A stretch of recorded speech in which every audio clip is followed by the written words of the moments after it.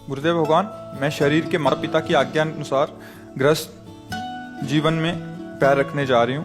महाराज जी, मेरा मार्गदर्शन करें कि मैं आगे उस घर में कैसे भक्ति भाव को बढ़ाते हुए श्री जी की सेवा करते हुए। पहले तो उस घर के माहौल को तो समझिए जा करके, फिर बाद में प्रश्न करना आके। जिस घर में आप जा रहे हैं पहले उस घर में जाइए, वहां घर का माहौल देखिए, फिर आके प्रश्न करो कि ऐसे माहौल में कैसे भक्ति करें।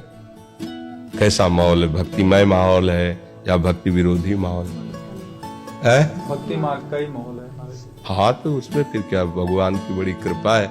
यदि सास ससुर पति परिवार के जन भक्ति का विरोध नहीं करते तो मानो भगवान की विशेष कृपा है। क्योंकि कलयुग में प्राय ऐसे परिवार वाले मिलना, घर वाले मिलना बड़ा मुश्किल है।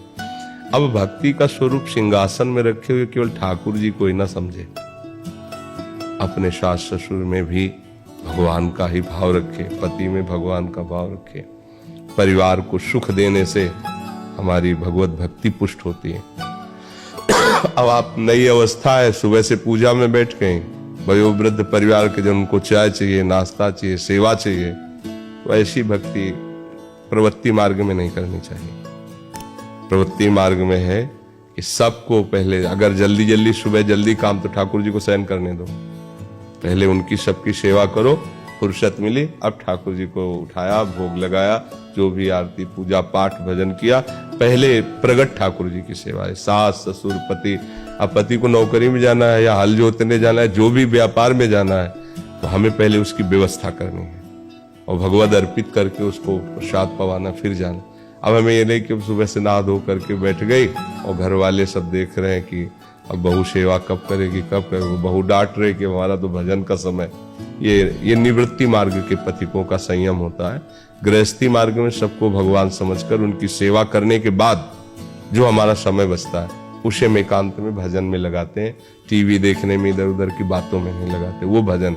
और जब सेवा कर रहे हैं तो सब में भगवत भाव है, राधा राधा जप रहे हैं, तो वो भी तो भजन हो रहा है।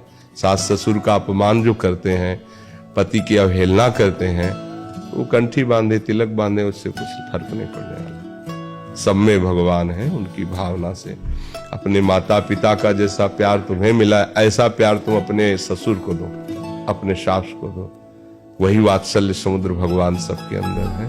पर आजकल नए बच्चे, तो मान लो आप भक्त हो तो प्रश्न किए हो, नहीं तो उनका पहला प्रश्न रहता है कि एक है हमारे परिचय के, तो जब ब्याह की बात हुई तो उन्होंने कहा अपने पति से, जो पति बनने वाला लड़का था, कि हमारे सामने तुम्हारे मम्मी पापा नहीं आएंगे, हमारे रूम में नहीं आएंगे, हम उनको चाय बना के नहीं देंगे, भोजन बना के नहीं देंगे।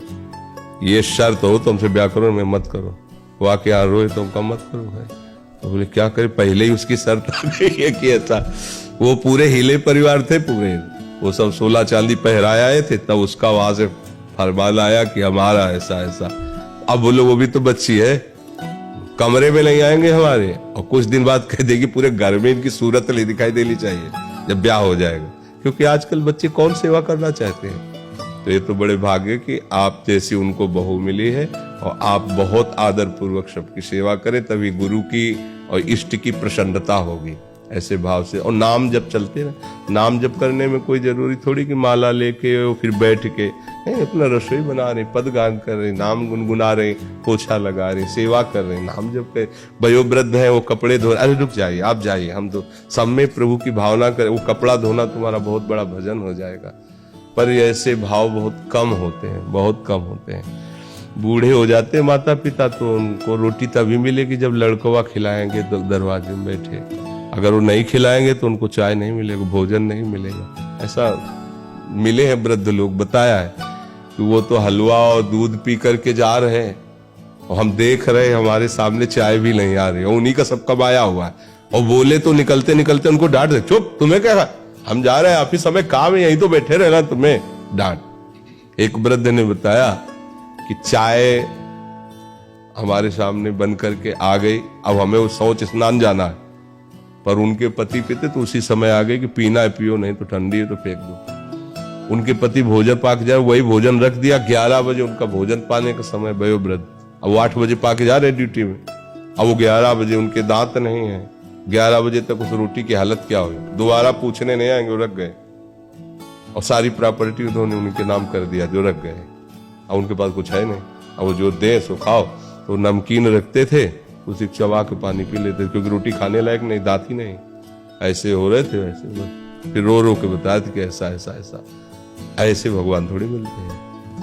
उनको भगवत स्वरूप मान, जैसे हम भगवान को भोग लगाते हैं, पता है हमारे पूज्य जनों के दांत नहीं, दाल में मीस के उसे फिट करके फिर उनको दो, गरम गरम उनको पवाओ। उनके अंदर भगवान सबके अंदर है। अहम वैश्वानरो भूता प्राणी नाम देह माश्रिता।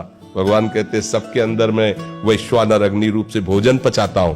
तो भोजन किसको जा रहा है? भगवान को ही तो जा रहा है। वो आशीर्वाद देंगे, अच्छा रहेगा। बड़े बूढ़ों का अपमान करने वाले बच्चे कभी सुखी नहीं रह सकते, क्योंकि उनके भी बच्चे जो होंगे ना, वो उनसे ज्यादा उनके साथ हिसाब करेंगे, जैसा उन्होंने हिसाब किया ना वैसे ही। इसलिए बहुत बढ़िया, नाम जप करो, सबकी सेवा करो।